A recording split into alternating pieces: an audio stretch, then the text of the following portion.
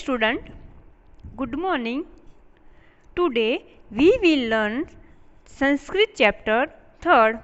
Chapter name is लेखनम. लेखनम तो लेखनम आपको ऐसा लगता होगा कि लेखनम मीन्स क्या होता है. तो Sanskrit language is written in Devanagari script.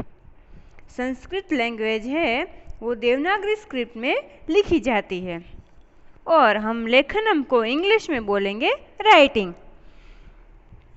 The script of our mother tongue Hindi Gujarati is derived from the script of Devanagari.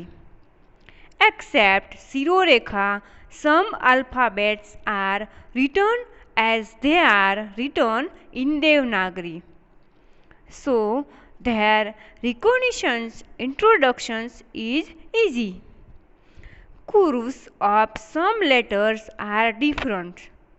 So let us understand them. Next हम देखेंगे कि यहाँ पे हमें संस्कृत भाषा के वोवल्स और संस्कृत भाषा के जो हम स्वर बोलते हैं उसे स्वर और व्यंजन. तो स्वर और व्यंजन, तो यहाँ पे हमें ओनली व्यंजन का परिचय दिया हुआ है. संस्कृत भाषा की मरोड़ ऐसी है कि अगर हम संस्कृत भाषा सीख ले तो हमें गुजराती आदि भाषा सीखने में सरलता होगी. लेखन यानी कि राइटिंग. संस्कृत के मरोड़ किस तरह लिखे जाते हैं ये यहाँ पे हम देखेंगे. तो यहाँ पे हमें फर्स्ट लेटर दिया हुआ है. फर्स्ट लेटर दिया हुआ है घ. तो देखो एक घ है तो घ का मरोड़ हमें कैसे दिया हुआ है, ये ऐसा, और उसके ऊपर पूरी शिरोरेखा की गई हुई है. पूरी की पूरी शिरोरेखा की गई है. तो घ और ध में डिफरेंट क्या है वो हम यहाँ पे देखेंगे. तो यहाँ पे हमें दिखाई देगा कि जो घ है और ध, तो ध के ऊपर जो वर्तुलाकार है वो पूरे के पूरा राउंड है और घ के ऊपर वैसा नहीं है. और घ के ऊपर पूरे की पूरी शिरोरेखा दी गई है और ध के ऊपर पूरे की पूरी शिरोरेखा नहीं दी गई है और घ के ऊपर आधी ही रेखा दी गई हुई है. यहाँ से मरोड़ वाले हैं यानी कि राउंड दिखाई देता है हमें. तो हमें घ और ध के बीच में इतना भेद यहाँ पे दिखाई देता है. नेक्स्ट हमें है छ. छ से छाता. ल छे लट्टू. तो यहाँ भी हमें डिफरेंट दिखाई देगा. छ हम इसे ऐसे लिखेंगे और ल को हम ऐसे लिखेंगे. तो दोनों में हम कितना डिफरेंट से है वो देख सकते हैं. नेक्स्ट हम देखेंगे कि च, झ, झ और ज्ञ. तो च से चम्मच, झ से जग और ज्ञ से ज्ञान. तो यहाँ पे च और झ में कितना डिफरेंट है वो हम देख सकते हैं. तो देखो च हम कैसे लिखेंगे, च हम यहाँ पूरी शिरोरेखा करेंगे और झ कैसे लिखेंगे, च ऐसे लिख के यहाँ पे पूरी शिरोरेखा करेंगे. तो ये च और झ में हम इतना डिफरेंट देख सकते हैं. झ, तो झ हम ऐसे लिखेंगे. ज्ञ, तो ज्ञ हम ऐसे लिखेंगे, ज्ञ से ज्ञान. नेक्स्ट हम देखेंगे कि ट, ठ, ढ और द. तो ट से हम बोल सकते हैं टमाटर, ट से टमाटर. और फिर ठ से ठक्कर और ढ से ढढेरा और द से दरवाज़ा. तो देखो ये फोरों के फोरों में एक जो मरोड़ है वो हमें सेम दिखती है। सेम यानी कि जो ट है वो हम ऐसे लिखेंगे, यहाँ पे पूरा, यहाँ नीचे हम पूरा मरोड़ नहीं करेंगे, यही तक उसे मरोड़ करेंगे। नेक्स्ट है ठ। तो ठ में हम यहाँ तक मरोड़ करेंगे और ऊपर पूरी शिरोरेखा करेंगे। नेक्स्ट है ढ। तो ढ में हमें यहाँ पे पूरा राउंड करना है और शिरोरेखा पूरी करनी है। और है द। तो द है वो ट जैसा दिखता है, बट यहाँ पे हमें थोड़ा राउंड करके नीचे ले जाना है। तो हम देख सकते हैं ये ट, ठ, ढ और द दिखते हैं एक जैसे, बट उसमें थोड़ा थोड़ा डिफरेंट हमें दिखाई देता है। तो नेक्स्ट हम आगे देखेंगे कि आगे है प, श, फ और अण। तो प से पतंग, श से षटकोण, फ से फणस और अण। तो यहाँ जो प दिया है और श दिया है, दोनों में ओनली एक डिफरेंट ही हमें यहाँ पे दिखाई देता है। वो हम देखेंगे कि वो डिफरेंट कौन सा हमें दिखाई दिया है यहाँ पे। तो हम देखेंगे कि जो यहाँ पे हमें प है, तो हम प कैसे लिखेंगे? प हम ऐसे लिखेंगे। बाद में दिया है श, तो श हम लिखेंगे प की जैसे, बल्कि बीच में एक रेखा करेंगे और शिरोरेखा पूरी करेंगे। तो आप देख सकते हो यहाँ पे प और श में ओनली इतना ही डिफरेंट हमें दिखाई देता है। नेक्स्ट हमारा है फ और अण। तो फ और अण में थोड़ा डिफरेंट है। तो फ हम कैसे लिखेंगे और पूरी शिरोरेखा करेंगे, और अण को हम ऐसे ही जाने देंगे और ऐसे लिखेंगे और उसके ऊपर भी पूरी शिरोरेखा हम करेंगे। तो ये था हमारा फ और अण के बीच का डिफरेंट। तो आगे हम देखेंगे कि है व, ब, क और क्ष। व से वजन, ब से बत्तख, क से कबूतर और क्ष से क्षत्रिय। यहाँ पे हम देखेंगे कि जो व और ब के बीच में डिफरेंट, तो व और ब के बीच में थोड़ा ही डिफरेंट दिया है।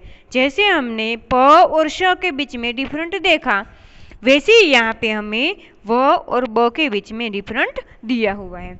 तो व हम कैसे लिखेंगे? व को ऐसे जाने देंगे और पूरी शिरोरेखा के साथ लिखेंगे, और ब भी वैसे ही लिखेंगे, बट बीच में रेखा करेंगे और पूरी शिरोरेखा करेंगे।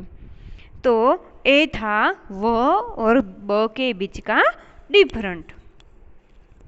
आगे हम देखेंगे कि क और क्ष। तो क छे कबूतर, तो क प्लस अ मिलकर ही क्ष बनता है ना। क अ मिलकर ही और त्र मिलकर ही क्ष बनता है। तो क हम लिखेंगे ऐसे, तो उसे ऊपर पूरी शिरोरेखा करेंगे। नेक्स्ट हमें दिया है क्ष। क्ष से क्षत्रिय। तो आप यहाँ पे डिफरेंट देखोगे कि जो क्ष है उसके ऊपर हमने पूरी शिरोरेखा नहीं की है, बाकी जो व, ब, क और क्ष है उसके ऊपर क, ब और व के ऊपर पूरी शिरोरेखा आएगी और क्ष के ऊपर पूरी शिरोरेखा नहीं आएगी। तो नेक्स्ट हम देखेंगे कि र, स, श और ख। तो हम र और स के डिफरेंट देखेंगे कि उसके बीच में कौन सा डिफरेंट हमें दिखाई दे रहा है। तो हम र कैसे लिखेंगे वो देखेंगे पहले, कि हम र ऐसे लिखते हैं ना। तो और स कैसे लिखेंगे? पहले र तो हमें लिखना ही है स में, तो र तो हमें लिखा, बाद में एक सीरो रेखा बीच में की और एक बाजू में की और ऊपर सीरो रेखा पूरी की पूरी आ जाएगी। तो र और स के बीच में ऐसा डिफरेंस है, र से रथ और स से सरगम। नेक्स्ट देखेंगे श से शरबत और ख से खरगोश। तो श हम कैसे लिखेंगे? तो श और ख में दोनों में र तो बनाना ही है। तो देखो ये र स श और ख, ए फोरों के फोर जो है वो लिखा जाता है एक जैसा, उसमें र तो बनाना ही है। सभी में र में भी र बनाना है, स में भी र बनाना है, श में भी र बनाना है और ख में भी हमें र बनाना है। तो हम यहाँ पे श लिखेंगे ऐसे और पूरी रेखा सीरो रेखा यहाँ पे करेंगे और ख में र तो हमें बनाना ही है, बाद में वो भी बीच में लिखना है और यहाँ पे बन गया ख। तो A4 में इतना डिफरेंट हमें दिखाई देता है। नेक्स्ट हम देखेंगे य थ म और भ। तो यहाँ पे य और थ में थोड़ा ही डिफरेंट दिखाई देता है और म और भ में भी थोड़ा ही डिफरेंट दिखाई देता है। तो य से यज्ञ, थ से थर्मस, म से मगर, भ से भालू। तो हम य और थ के बीच में कौन सा डिफरेंट है वो देखेंगे। तो य है, जो य है हम उसे ऐसे लिखेंगे य और पूरी शिरो रेखा करेंगे। कैसे लिखेंगे? और पूरी शिरो रेखा करेंगे। और जो थ है उसके ऊपर का जो भाग है उसे मरोड़ देंगे, यानी कि राउंड कर देंगे। हमने जैसे य लिखा वैसे हम थ को ऊपर राउंड कर देंगे और पूरी शिरो रेखा, सॉरी यहाँ पे पूरी शिरो रेखा नहीं आएगी, ओनली आधी शिरो रेखा यह आएगी। तो यहाँ से आप देख सकते हो इतना मरोड़ हुआ और यहाँ से इतना मरोड़ हुआ, यहाँ से इतना और यहाँ से इतना। तो ये था य और थ के बीच का डिफरेंट। वैसे ही आगे हमें दिया है म और भ। म से मगर, भ से भालू। तो म और भ के बीच में भी थोड़ा ही डिफरेंट हमें दिया है।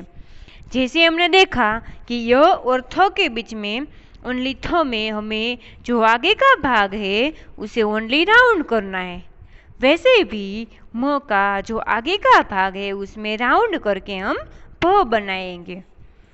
तो हम देखेंगे कि म और भ कैसे लिखेंगे। तो म को हम ऐसे लिखेंगे और भ का जो आगे का भाग है उसे राउंड बनाएंगे। और यहाँ पे हमें ये ध्यान रखना है कि जो संस्कृत का भ हम लिखते हैं उसमें पूरी शिरो रेखा नहीं आएगी, बट म में पूरी शिरो रेखा आएगी। तो यहाँ पे हम एक और भी डिफरेंट देखेंगे कि संस्कृत का और गुजराती का म कैसा होता है। तो गुजराती का म ऐसा होता है, उसके आगे का जो भाग है वो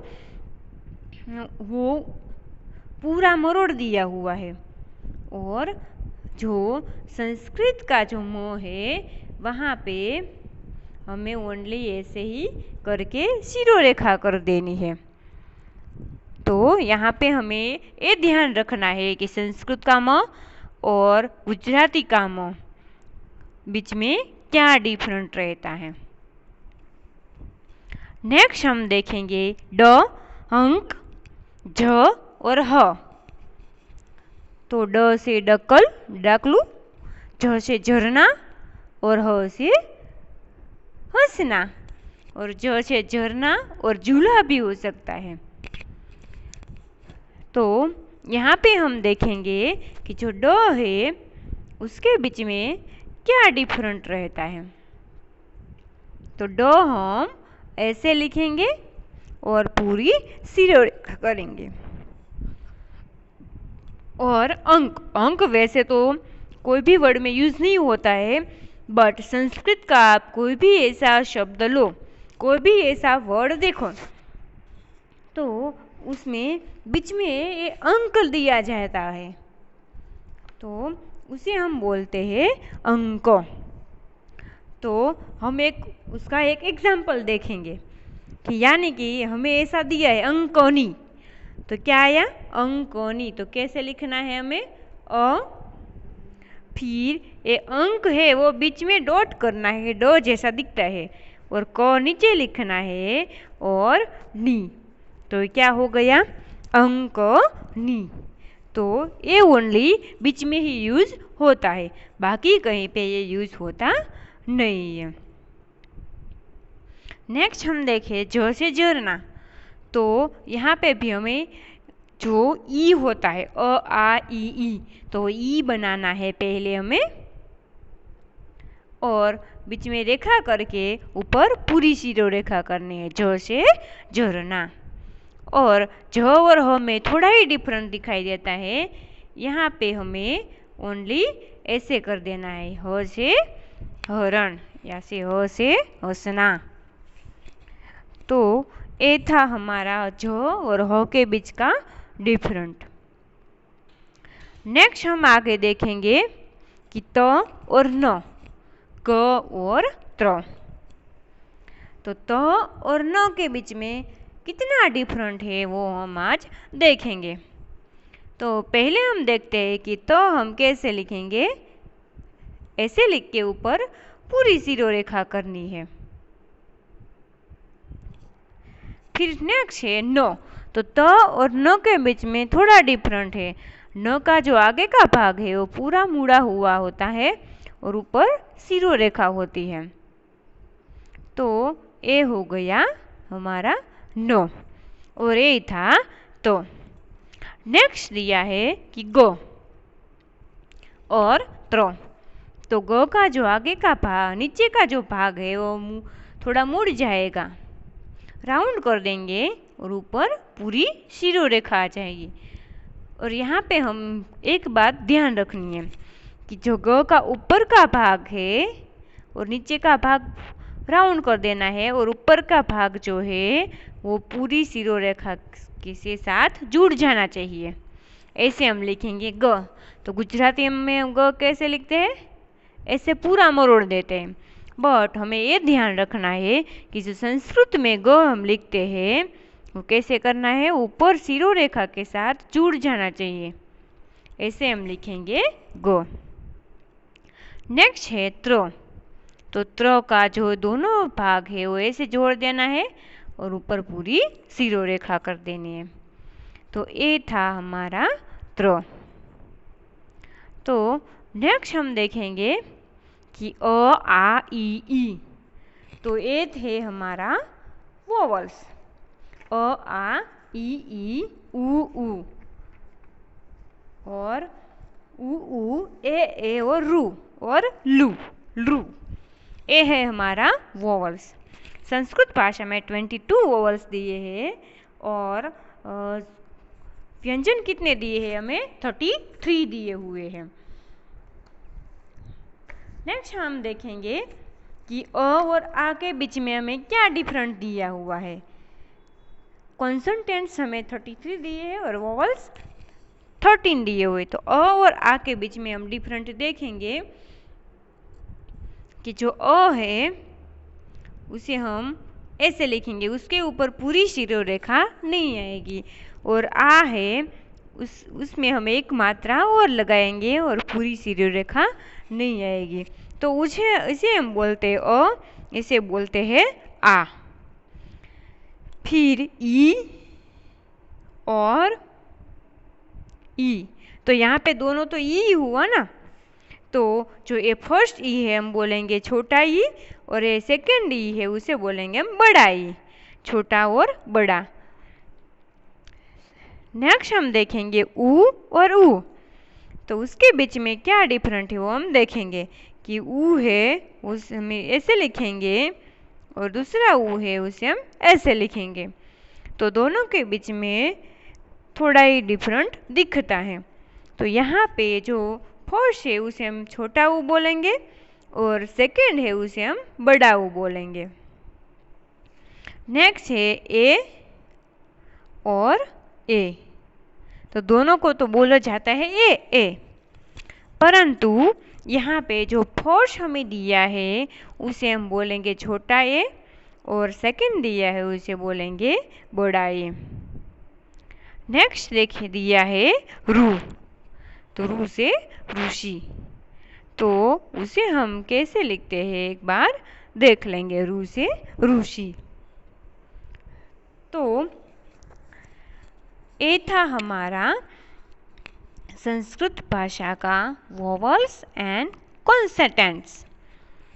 तो अगर एग्जाम में आपको ऐसा पूछा जाए कि संस्कृत भाषा में कितने वोवल्स हैं, तो संस्कृत भाषा में 13 वोवल्स हैं एंड संस्कृत भाषा में कितने कॉन्सोनेंट्स हैं, तो संस्कृत भाषा में 33 कॉन्सोनेंट्स है। अगर vowels and consonant together are known as, तो दोनों को मिक्स करते कितने होते हैं, तो 46। तो आगे हम देखेंगे उसकी एक्सरसाइज। यहाँ पे हमें दिया नीचे आपेला शब्दों अनुलेखन करो, तो वहाँ पे आपको ये सब कॉपी कर देना है। नेक्स्ट दिया है नीचे आपेली काव्य पंक्तिનું अनुलेखन करो, तो यहाँ पे भी आपको ये कॉपी कर देना है। नीचे वाक्यનું अनुलेखन करो, तो वहाँ पे भी आपको उसकी कॉपी कर देनी है। तो हम वोवल्स और कॉन्सिस्टेंट के बारे में थोड़ा कुछ जानेंगे कि vowels are of course a part of the alphabet. Rather vowels is such an essential element in composing a word that one cannot compose a word without any vowels. Usually, swar is mentioned as the equivalent Sanskrit term for a vowels. By my thinking, ach varna is a better term, so I shall use this term. Plural of vowel is vowels. In Sanskrit grammar, plural of ach varna is very much used as ach. I shall use that plural. In English Roman alphabet, the vowels are stressed at different positions at plural of vowel is vowels in Sanskrit grammar. In English Roman alphabet, the vowels are stressed at different positions at 1, at 5, at 9, at 15, at 21 and let us also note at 25.